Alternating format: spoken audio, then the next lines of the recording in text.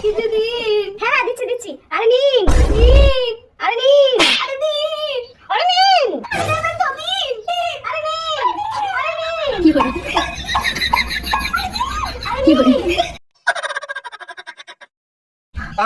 দাদা তো বাবা, তোমাকে একটা জিনিস দেখাবো। আরে এত হাঁপানোর কি আছে? বলুন বলুন, কি দেখাবেন? দেখান দেখান দেখান। তুমি আমাকে এতদিন ধরে ফোন চালানো শেখাচ্ছিলে না, তো এই ফোন চালানোটা আমি আবার শিখে নিয়েছি, সেটাই তোমাকে দেখাবো। বাবা বাবা দেখান দেখান দেখান, চলো চলো আমার সাথে আসো। কি করে এই দেখো বাবা, আমি ফোন চালাবো। আইবো আইবো tick tick tick tick tick, আইবো আইবো tick tick tick tick tick tick.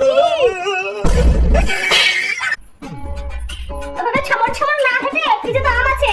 হ্যাঁ মা আম আছে, তাহলে যাও আমাকে কেটে আম খাওয়াও।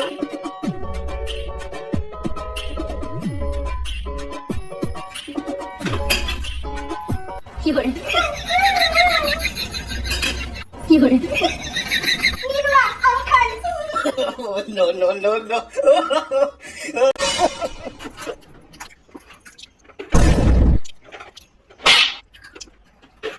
দাদা তুমি এত করে খাচ্ছ কেন?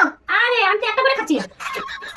কি করে একটা করে খাচ্ছে? খাওয়ার স্পিড তো না, যেন রাজধানী চেঞ্জ হচ্ছে। বাবা বাবা, এটা কাদের বাড়ি বউ? বাবা জিন্সটা পরেছে মনে হচ্ছে, মনে একদম ব্যারিস্টার নিয়ে আসছে জিন্সটা পরে। কাকিমা বলছি এখানে মুদিখানার দোকানটা কোথায়? এই তো পাশেই তো আছে। তা তুমি মুদিখানার দোকানে কি করবা?